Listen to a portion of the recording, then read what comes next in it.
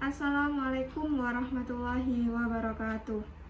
Alhamdulillahirabbil alamin, wassalatu wassalamu ala asrofil anbiya'i wal mursalin Sayyidina Muhammadin wa ala alihi wa sahbihi ajmain. Asyhadu an la ilaha illallah wahdahu la syarikalah wa asyhadu anna Muhammadan abduhu wa rasuluh. Allahumma sholli ala Muhammad wa ala ali Muhammad. Rabbitu billahi rabba wa bil islami dina wa bil Muhammadin nabiyya wa rasulah. Amma ba'du. Mohon izin yang terhormat kepada Bapak Muhammad Andra Aditya Warman selaku Direktur Poltek Bank Surabaya. Mohon izin yang terhormat kepada Bapak Ibu dosen serta jajaran staf manajemen Poltek Bank Surabaya. Mohon izin yang terhormat kepada senior serta rekan-rekan yang saya banggakan. Segala puji bagi Allah Tuhan semesta alam yang senantiasa memberikan karunia, nikmat, dan rahmat serta hidayahnya lah pada kesempatan ini kita bisa bertemu secara virtual dalam keadaan sehat walafiat. Adapun nikmat yang paling berharga yaitu Allah masih melimpahkan nikmat iman dan Islam kepada kita semua. Seperti yang disebutkan dalam hadis yang berarti, aku rela Allah sebagai Tuhanku, Islam sebagai agamaku, dan Nabi Muhammad sebagai nabiku. Tak lupa sholawat teriring salam tercurah kepada suri tauladan terbaik kita, Nabi besar Muhammad SAW, yang berhasil membawa kita dari zaman kegelapan menuju zaman yang terang benderang, yakni peradaban yang Islamiyah, rahmatan lil alamin. Mohon izin pada kesempatan kali ini saya akan menyampaikan materi yang bertema penanaman nilai-nilai dasar Islam.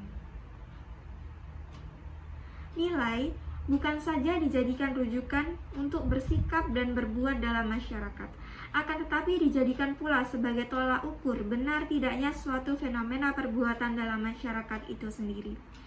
Nilai merupakan bagian dari kepribadian individu yang berpengaruh terhadap pemilihan cara maupun tujuan tindakan dari beberapa alternatif, serta mengarahkan kepada tingkah laku dan kepuasan dalam kehidupan sehari-hari. Nilai-nilai agama Islam memuat aturan-aturan Allah yang antara lain meliputi aturan yang mengatur tentang hubungan manusia dengan Allah, manusia dengan manusia, dan manusia dengan alam secara keseluruhan. Sebelum mengarah ke Islam itu sendiri, kita harus tahu terlebih dahulu siapakah kita sebenarnya, serta dari mana kita berasal. Baik, siapakah kita? Ya, kita adalah manusia. Manusia yang telah Allah ciptakan dari sel-sel yang membelah dalam rahim seorang ibu. Manusia mempunyai dua komponen yang berperan dalam kehidupannya. Yang pertama, manusia mempunyai organ-organ tubuh atau kita sebut saja sebagai hardware, yaitu berupa otak, mata, telinga, tulang, dan lain sebagainya. Yang kedua ada kepribadian, soft skill, keahlian yang bisa kita kembangkan dengan menerima informasi yang baik sehingga seseorang dapat berkembang atau bisa kita sebut saja sebagai software. Nah, software ini mempunyai pengaruh dalam pola pikir maupun perilaku seseorang dalam bertindak. Seseorang bisa berubah ketika informasi masuk ke otaknya. Tidak mungkin kita berpikir kalau tidak ada informasi, dan tidak mungkin tidak berpikir kalau ada informasi. Dan yang kita dapatkan, informasi tersebut akan otomatis masuk. Tinggal kita memilih apakah informasi yang kita dapatkan merupakan informasi yang baik atau malah informasi yang buruk, yang akan menjadikan sebagai sampah dalam otak kita. Kita misalkan saja informasi merupakan sesuatu yang masuk ke dalam teko. Misal, teh. Ketika teh masuk ke dalam teko, maka yang keluar yaitu teh juga. Dan ketika sampah yang masuk ke dalam teko, maka yang di-outputkan juga sampah. Nah, teh dan sampah ini merupakan informasi yang dapat mempengaruhi pola pikir, perilaku, serta kepribadian seseorang. Selanjutnya, Belum banyak orang tahu kalau sebenarnya kita membutuhkan dua jenis makanan dalam kehidupan. Yang pertama adalah makanan fisik, yaitu segala sesuatu yang masuk melalui mulut kita dan dicerna oleh perut kita. Misalnya seperti nasi, buah, ikan, dan lain sebagainya.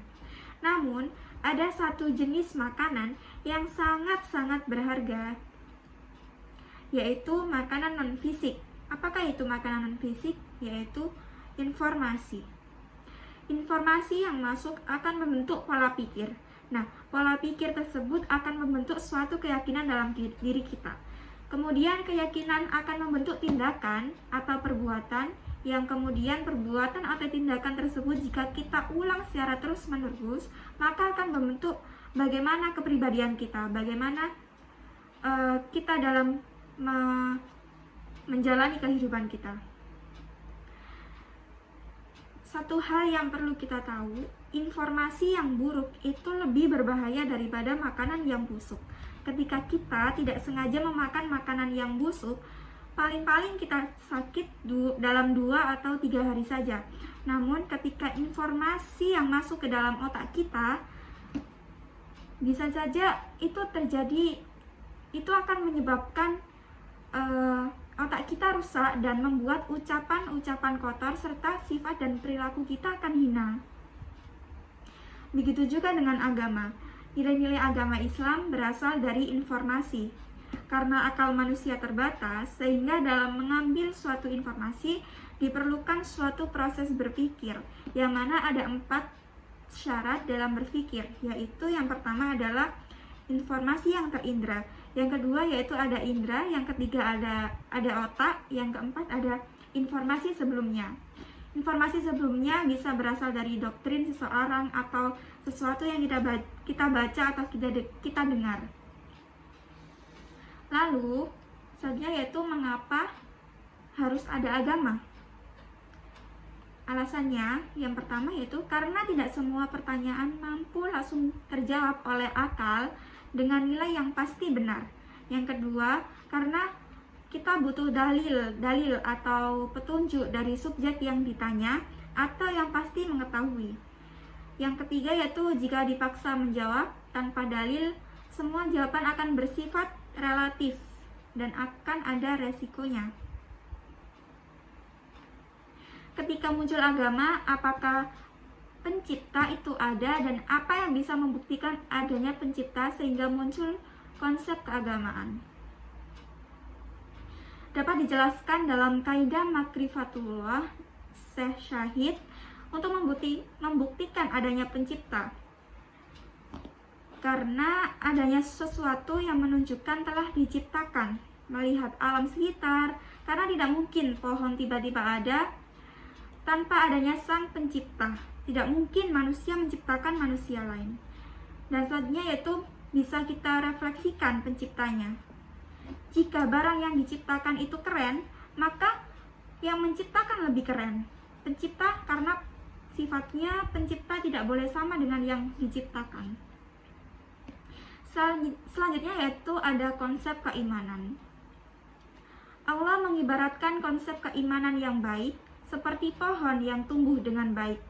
Akar menjalar panjang ke bawah, batangnya yang kokoh dan tidak gampang goyah, serta cabangnya tinggi menjulang ke langit. Akar di sini diibaratkan sebagai akidah seseorang, yang kemudian jika pohon tersebut berbuah, maka hasilnya dapat dinikmati ke depannya. Dalam beriman, maka kita membutuhkan ilmu atau informasi sebelumnya, seperti sesuatu yang telah diajarkan oleh Rasulullah dalam menjalani kebiasaan atau kegiatan sehari-hari. Selain itu, beriman juga harus dengan berpikir. Ketika kita membaca suatu doktrin, mendengarkan suatu doktrin atau pemahaman, maka yang pertama kita lakukan adalah iqra. Bacalah, dalam artian kita harus memahami betul apa yang dimaksudkan, sehingga tidak terjadi kesalahan dalam memilih keimanan, karena pada dasarnya terdapat 4 kategori keimanan, yaitu yang pertama ada ateis, yang kedua agnostik, yang ketiga believer, yang keempat atheist. atau patuh dengan cara menjalankan segala sesuatu yang telah diperintahkan oleh Allah. Satu hal lagi, ketika kita ingin menyampaikan sesuatu kepada seseorang yang berbeda akidah dari kita, maka kita wajib untuk berpikir terlebih dahulu sebelum menyampaikan doktrin tersebut.